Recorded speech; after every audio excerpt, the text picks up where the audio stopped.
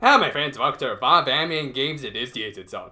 Well, new year, which means a lot of new things to look forward to as far as entertainment is concerned. Lord knows we need as much as possible after what a debacle last year was. Yeah, I don't think I'm saying anything new when I say there was a lot wrong with 2016. But nonetheless, we do have a lot of good stuff to look forward to in as little as the first few months of this year. Tops on my list is Super Robot Tyson V. That said, I am keeping my expectations a little bit more in check. I don't know, after the Z3 games, I don't want to end up being disappointed again. Don't get me wrong, they weren't bad games and I'm glad I played them. But there were areas that really could have been touched up, like the presentation, the broken mechanics, and the lower tier difficulty because of said broken mechanics. Still,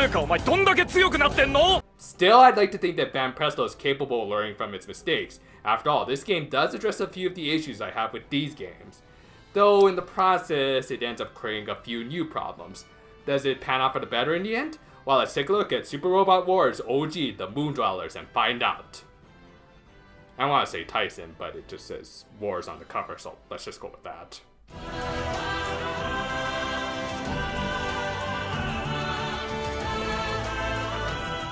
I'm looking at this particular entry into the franchise as it's the first game in about, a decade or so to get an official English translation. Oh, and in case you're wondering why I usually call these games Tyson instead of Wars, here's why. Yes, the first two OG games were released for the GBA by Atlus. They also released a title on the DS, but that was a game of a very different breed. In that it didn't even let you play with your giant robots, and involved the guys from Namco/Capcom. Seriously, what the hell? Well, anyway, I personally never played any of them, and I think even people who did would be hard-pressed to remember games from so long ago. So I'm treating this game as an entry point for anyone interested in getting into the franchise. With that in mind, let's start breaking things down with... On the map, while these guys certainly look better than just simple head icons, they also don't exactly impress, especially considering the hardware. But then come the battle animations.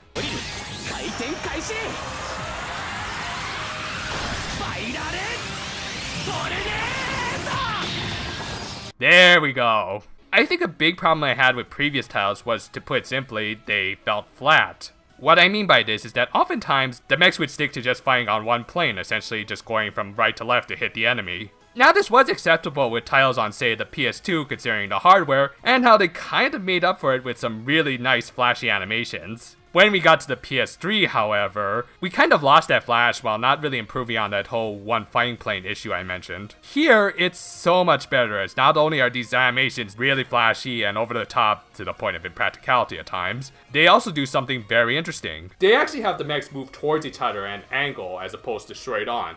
This is important because of this, it basically allows for a much wider field of view. We can actually see the guys coming from multiple angles, and depending on the attack, it usually gives a really good sense of 3D, even though the sprites remain within the 2D range. So basically you could say they're adding a 0.5 to those dimensions. And for those who think they may as well just round that up to a full 3D if that's the case. No. Actually, more on that title in just a bit. Point is, it looks awesome and really dynamic, helped by the fact that they all have awesome designs. Personal favorite being the compatible Kaiser, a mech that started off cool, but became insanely badass after a Masami Obari redesign. The man cannot direct an anime to save his life, but his mech designs are the best. Every non-mass-produced machine on the good and evil side have their own unique movesets, meaning there's a lot of eye candy here that you can spend hours just admiring.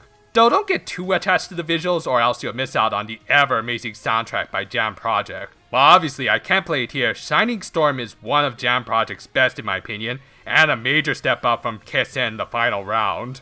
Never again do I want to hear Jam Project rap. Ugh. And on top of that, some great battle BGM, and you've got a pretty sweet OST. Voice acting for the most part is good, though some guys do kind of amp up the ham to ridiculous, yet still enjoyable levels. Last area worth covering here is dialogue. Yeah, normally we don't talk about it since it's usually in Japanese and everything, but since this is an English translation, I say it's... passable? I mean, I appreciate the fact that they actually include honorifics and such, but some of the grammar is either awkward or completely off at times. Not helped by their choice in font being a tad bit hard on the eyes. It's manageable, but you can kind of tell this wasn't translated by people whose first language is English. This was, after all, released in Asian regions where English is an official language, so for what it is, it's pretty good, and in some ways better than games actually released in North America. Isn't that sad?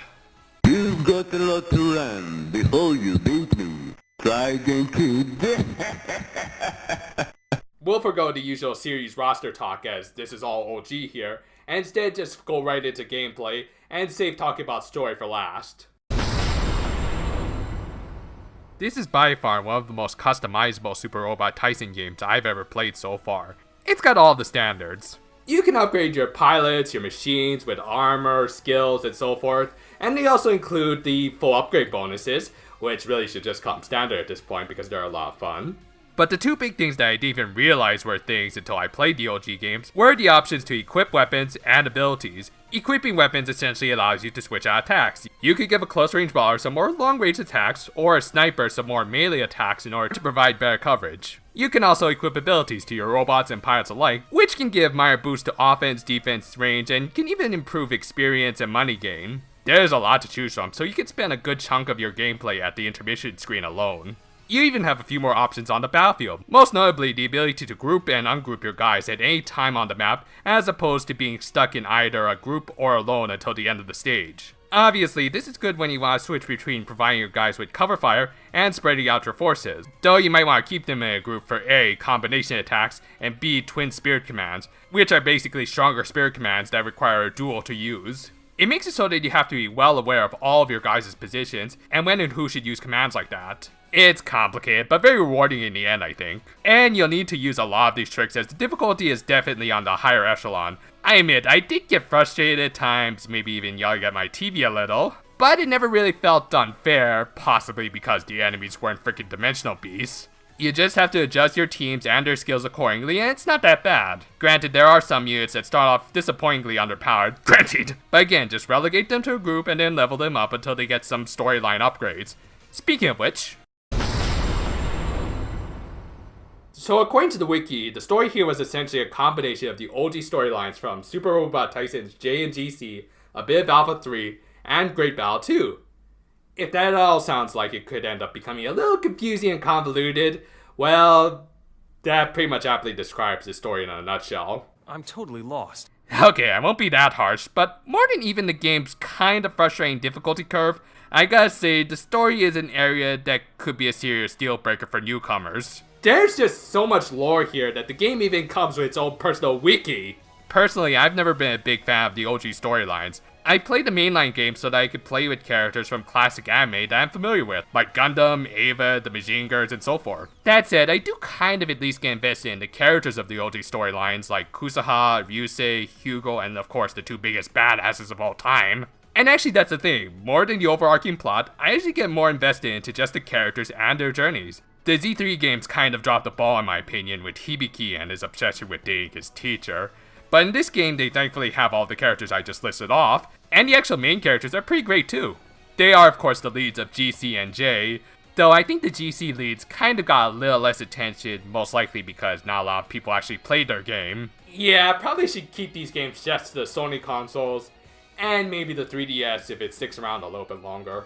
Now, I do think Akemi and Akimi are fine characters on their own and everything, but let's face it, the real main character and the focus of this title is Toya, the protagonist from J, who quite honestly held this game's story together for me. Seeing him actually grow and develop as a character after learning that his dad was a commander to a bunch of invaders from the moon, as most kids do, is a treat. Again, his mech kind of sucks at first, but I loved how he developed with Nobunaga Shimazaki pulling off some good subtle shifts in his tone of voice as he started to grow more of a backbone. Yes, it can be all cheesy at times, but I like cheese in my games and mechs. In fact, you can consider that another plus in my books. It's cheesy. When it's not bogging itself down with war politics and the like, it becomes charmingly over the top. I mean, just look at the designs of some of the villains, or in fact some of the female characters who all wear very impractical spacesuits. Actually, on a side note, I think that's part of the reason why Kusaha is one of my favorites. She actually wears proper attire. She knows how hot she is, she doesn't need to show it off. But back on track, when the story is being serious, it can be a confusing drag, but when it lets up, it reminds us why we like giant robots in the first place. If I had to compare this game to a movie I've recently seen, I'd say it gives me the same feeling as Rogue One. A movie that I did really like, in spite of some obvious flaws. Like the spin-off to the great sci-fi film franchise, it had great visuals, pretty nifty characters, but God almighty, I just wish the story was a little more focused and they just stay in one damn place. But at least the climax is pretty sweet. Though unfortunately, there was no epic Vader curb stomping, sorry to say. On the positive side of things, the 2.5D graphics are very impressive and a treat for the eyes. Jam Project has made a comeback after taking an ugly diversion into attempting to rap. The characters overall are well developed, especially our main character, and the gameplay is rewardingly complex and very customizable. On the flip side of that, while the characters are great, the lore is so thick that some might end up spending hours just reading the game's on-disc wiki as opposed to actually playing the damn game. While enjoyable to me, some of the characters and story might be a little bit too OTT for some, and while rewarding, the difficulty might not be for beginners, especially if you're an idiot who tries to get all of the SR points, aka me. While I was thinking of giving this game a slightly lower score, I do think there are enough enjoyable elements here that I should give it at least a solid 4 Nightmare Moons out of 5. However, again, just like Rogue One, I'll say it might not be the best entry point for newcomers into the franchise. Both the gameplay and story might take a little time to pull you in, and at its current price, which is like $66 for English translated copies, you might be better off picking up some older titles that are going at like $10 at this point, and then looking up wikis for translations to those games. If you don't mind the price or can get it cheaper, I say by all means pick it up and give it a shot, as it pretty much embodies everything gloriously over the top that is Super Robots. You know, considering that Masami Obari did design several Super Robot staples for this franchise, like the compatible Kaiser, I kind of now want to see the Vanguard units he designed join this roster as well.